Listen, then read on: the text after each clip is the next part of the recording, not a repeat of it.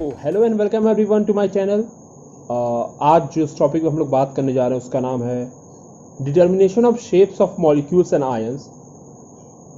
जैसे कि अमोनिया हो गया, H2O हो गया, H3O प्लस हो गया, SF4 हो गया, ClF3 हो गया, ICl2 माइनस हो गया एंड I3 माइनस हो गया।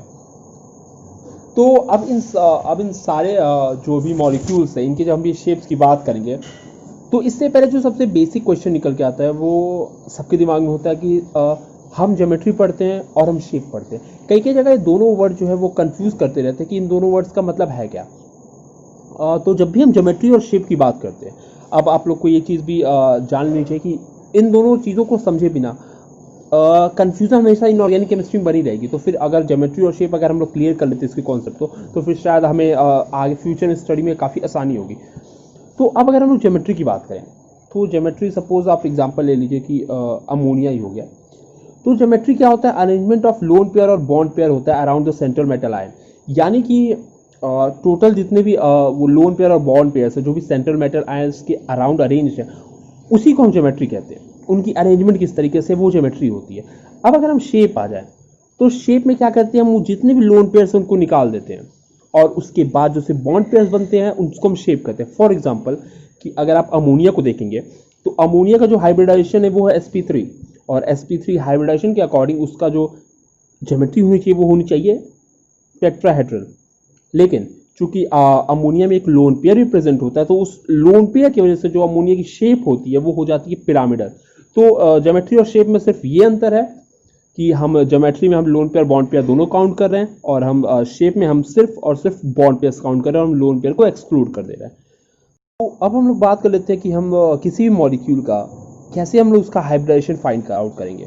तो हाइब्रिडाइजेशन फाइंड आउट करने के बहुत सारे टेक्निक्स होते हैं, पर जो सबसे सिंपल टेक्निक होता है वो मैं आप लोग से डिस्कस करने जा रहा हूँ। तो हम इस टेक्निक में करते क्या हैं कि जो सेंट्रल मेटल आयन है उसके अराउंड जितने भी बॉन्ड पेयर्स और लोन पेयर्स है उसको हम लोग काउंट कर लेते हैं। अब जैसे हम अमोनिया की बात कर लेते हैं तो अगर हम अमोनिया का अगर हम एक रफ स्केच बनाते हैं तो आपको फिगर में दिख रहा होगा कि हमने अमोनिया का एक रफ स्केच बनाया हुआ है जिसमें हमें 3 बॉन्ड पेयर्स और एक लोन पेयर दिख रहा है। तो हमें करना क्या है कि हमें सारे बॉन्ड पेयर्स को काउंट करना है। जैसे बॉन्ड पेयर अगर हम काउंट करते हैं तो 1 2 3 यानी 3 bond pairs plus 1 lone pair, यानी 3 बॉन्ड पेयर 1 लोन पेयर। तो हमें इन दोनों को ऐड कर देना है, यानी 3 + 1 4। तो टोटल हमारे पास नंबर आता है 4।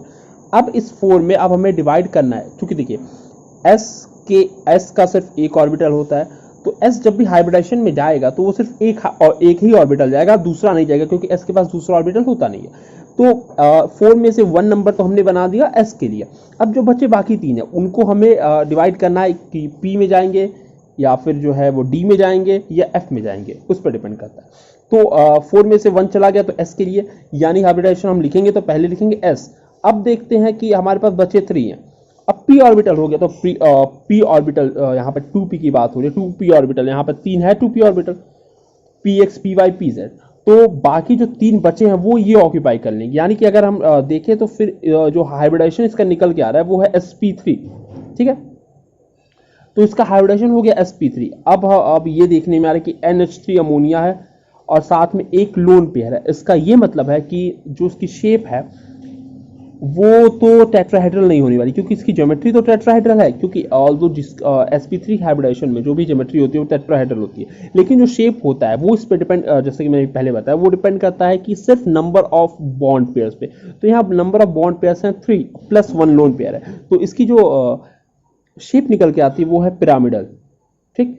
तो ये हम तो इस तरीके से हम जो है हाइब्रिडाइजेशन को फाइंड आउट करेंगे, जो सबसे सिंपलेस्ट तरीका है। अगर जो है इसके बाद जैसे सपोज कि यहाँ पर हमने सिर्फ p ऑर्बिटल ही पार्ट ले रहे हैं हाइब्रिडाइजेशन में, फर्दर आगे क्वेश्चंस में ऐसा भी होगा कि जो है d ऑर्बिटल भी पार्ट लेंगे, तो हम लोग वो भी देखेंगे और हम समझने की कोशिश करेंगे कि वो चीज़ हो कैसे रही है। अब आ जाते हैं हम लोग, देखिए अब जो फाइंडिंग आउट हाइब्रिडेशन में इसी हमने अपना पहला जो एग्जांपल है अमोनिया वो हमने कवर कर लिया। अब आ जाते हैं हम लोग अपने दूसरे एग्जांपल पे जो कि है H2O यानी कि वाटर मॉलिक्यूल। तो आप राइट हैंड साइड में देख रहे होंगे कि मैंने एक रफ स्केच बनाया हुआ है H2O का। ऑक्सीजन की जो एटॉमिक नंबर होता है वो होता है 8। तो अगर हम उसको कॉन्फ़िगरेशन करें तो वो आता है 1s2 2s2 2p4। तो 2p4 यानी कि जो p ऑर्बिटल है उसमें 4 इलेक्ट्रॉन भरे हुए हैं। तो अब जब हम लोग इसका रफ डायग्राम से अगर हम लोग इसको काउंट करते हैं कि लोन पेयर्स और बॉन्ड पेयर्स अगर हम लोग काउंट करते हैं, तो जो लोन पेयर्स आते हैं वो 2 आते हैं, आप देख सकते हैं फिगर में, और जो बॉन्ड पेयर्स आते हैं वो भी 2 आते हैं। तो अगर हम इन दोनों को ऐड करें तो जो हाइब्रिडाइजेशन आएगा वो आएगा sp3, यानी 1s orbital is hybridized and 3p orbitals are hybridized. तो sp3 हाइब्रिडाइजेशन पे हमें पता है कि जो ज्योमेट्री होती है वो होती है टेट्राहेड्रल, पर चूंकि यहाँ पे 2 लोन पेयर्स ही प्रेजेंट है तो इसलिए जो शेप होगा H2 मॉलिक्यूल का वो होगा बेंड। अब बढ़ते हैं हम लोग अपने तीसरे एग्जाम्पल की तरफ, जो कि है H3O+ यानी कि हाइड्रोनियम आयन।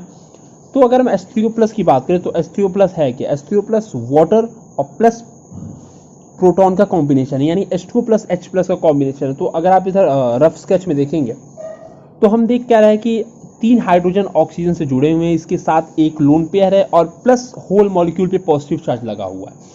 तो अगर हम बॉन्ड पेयर कैलकुलेट करें तो जो नंबर ऑफ बॉन्ड पेयर आता है वो आता है 3, जो नंबर ऑफ लोन पेयर है वो है 1, यानी कि जो इसका भी हाइब्रिडाइजेशन होगा वो होगा sp3। तो अगर sp3 हाइब्रिडाइजेशन है तो फिर इसकी जो ज्योमेट्री होगी वो होगी टेट्राहेड्रल। अब चूंकि इसके पास एक लोन पेयर प्रेजेंट है तो फिर इसका जो शेप होगा वो तो टेट्राहेड्रल होगा नहीं, तो 1 लोन पेयर के लिए जो शेप आता है वो होता है पिरामिडल, यानी कि H2 का जो यानी H3O+ हाइड्रोनियम आयन का जो शेप होगा वो होगा पिरामिडल, जैसा कि आप फिगर में देख सकते हैं। और इस पूरे मॉलिक्यूल में बाहर लगा होगा पॉजिटिव चार्ज। तो होप करता हूँ आप लोग को H3 और H3O+ के भी स्ट्रक्चर के बारे में स्ट्रक्चर समझ में आ गया होगा। अब हम लोग अपने चौथे मॉलिक्यूल की तरफ बढ़ते हैं, जो कि SF4। तो SF4 का जो एटॉमिक नंबर है वो है 16, यानी जो भी हम एटॉमिक नंबर ले रहे हैं वो हम सेंट्रल मेटल आयन का ही ले रहे हैं, इस बात का आप लोग ध्यान दीजिएगा। कॉन्फ़िगरेशन देख लेते हैं, 1s2 2s2 2p6 3s2 3p4 and 3d0। हाँ, यहाँ पर आप देख सकते हैं कि d ऑर्बिटल भी हमारा प्रेजेंट है, यानी कि ऑल्दो d ऑर्बिटल यहाँ पे फिल नहीं है, हमारे d ऑर्बिटल में एक भी इलेक्ट्रॉन नहीं प्रेजेंट है, फिर भी यहाँ पे d ऑर्बिटल का प्रेजेंस ये बताता है कि इफ नेसेसरी अगर ऐसा होता है तो फिर एक्साइटेड स्टेट में जो इलेक्ट्रॉन है वो d ऑर्बिटल में भी ट्रांसफर की जा सकती है, और हमें यहाँ पर इसकी जो कोवैलेंसी उसको हम एक्सटेंड कर सकते हैं। तो फिर हम SF4 की बात करें तो जो अगर हम इसका एक रफ सा डायग्राम बनाएं तो हम देखेंगे कि सल्फर 4 फ्लोरीन से जुड़ा हुआ है सिंगल बॉन्ड से, और एक उसके पास लोन पेयर एटम प्रेजेंट है। अब आप अगर राइट साइड में देखें इस रफ डायग्राम को तो आप पाएंगे कि मैंने कॉन्फ़िगरेशन दोबारा लिखा हुआ जो कि एक्साइटेड स्टेट कॉन्फ़िगरेशन है, 1s2 2s2 2p6 3s2 3p3 and 3d1। तो जो 3p ऑर्बिटल का जो एक इलेक्ट्रॉन था वो जंप करके एक्साइट होकर के गया हुआ है 3d ऑर्बिटल में। तो अगर हम इसको देखिए तो हमारे पास p ऑर्बिटल में जो तीनों इलेक्ट्रॉन है वो तीनों सबशेल्स में एक एक भरे होंगे, और साथ में जो d है उसमें एक भरा होगा, यानी हमारे पास टोटल 4 जो है सिंगल इलेक्ट्रॉन है जो कि पेयर नहीं है। अब जो फ्लोरीन का जो इलेक्ट्रॉन है, फ्लोरीन का जो एक इलेक्ट्रॉन होगा वो इसके साथ पेयर करेगा, और फिर ये मतलब ये हमारे हाइब्रिडाइजेशन में पार्टिसिपेट करेंगे। तो जो ऑर्बिटल हमारे हाइब्रिडाइजेशन में पार्टिसिपेट करे वो हो गया एक 3s 3p और 3d, यानी 3s का एक ऑर्बिटल, 3p के 3 ऑर्बिटल और 3d का एक ऑर्बिटल, यानी 1 + 4 + 1, यानी कि टोटल 5 ऑर्बिटल जो है पार्टिसिपेट कर रहे हैं हमारे हाइब्रिडाइजेशन में। तो जो इसका हाइब्रिडाइजेशन आता है वो आता है sp3। आप रफ फिगर में भी देख सकते हैं कि नंबर ऑफ बॉन्ड पेयर्स हमारे 4 हैं और नंबर ऑफ जो लोन पेयर है वो हमारे 1 है। तो हमारा हाइब्रिडाइजेशन आता है sp3। तो sp3 हाइब्रिडाइजेशन पे जो हमारी ज्योमेट्री होती है वो होती है ट्राइगोनल बाइपिरामिडल।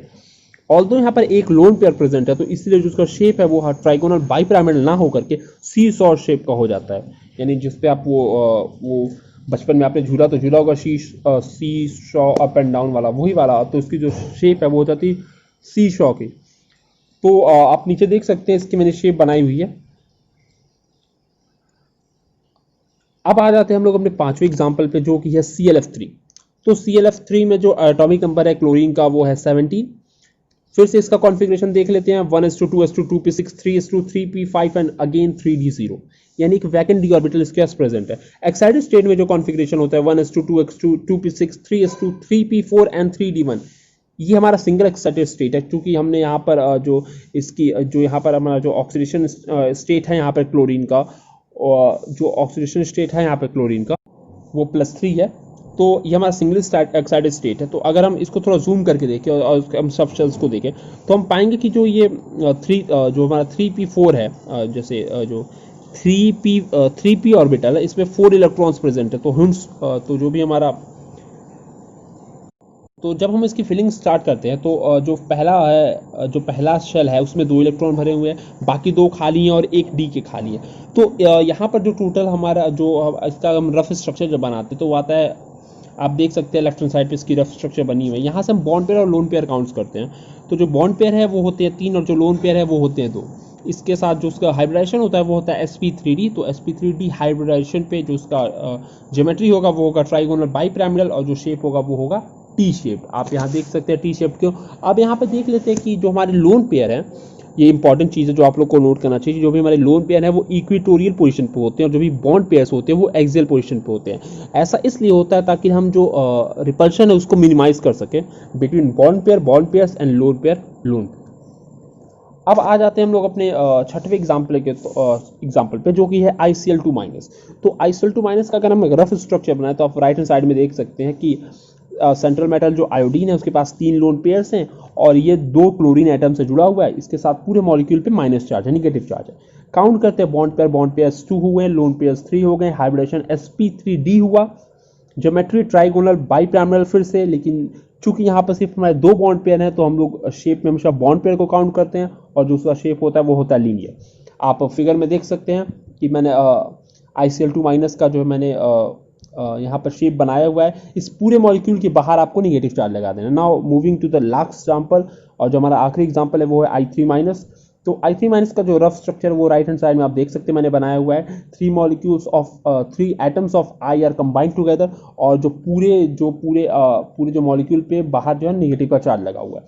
जो सेंट्रल मेटल आयोडीन है, जो सेंट्रल मेटल एटम है यानी कि जो आयोडीन जो सेंटर में है उसके पास 3 लोन पेयर इलेक्ट्रॉन्स है, ठीक है। 3 लोन पेयर्स हैं। तो अगर हम बॉन्ड पेयर्स को काउंट करें तो बॉन्ड पेयर हो गए 2, लोन पेयर्स हो गए 3। तो जो हाइब्रिडेशन निकल के आएगा वो होगा sp3d। इसकी अगर हम ज्योमेट्री की बात करें तो सेम वही ट्राइगोनल बाईपिरामिडल, लेकिन चूंकि हम शेप में जो लोन पेयर्स को नहीं काउंट करते हैं तो इसको जो शेप होता है वो होता है लीनियर। ये सारे जो एग्जांपल्स थे ये मैंने कवर कर दिए हैं। होप करता हूँ आप लोग को पसंद आएगा। प्लीज़ वीडियो को लाइक करें, शेयर करें, चैनल को सब्सक्राइब करें, बेल आइकन भी हिट कर दें, और प्लीज़ जितना हो सके उतना शेयर करें एंड कमेंट में ज़रूर बताएं कि आपको अगली वीडियो किस टॉपिक पे चाहिए। Thanks for watching the video.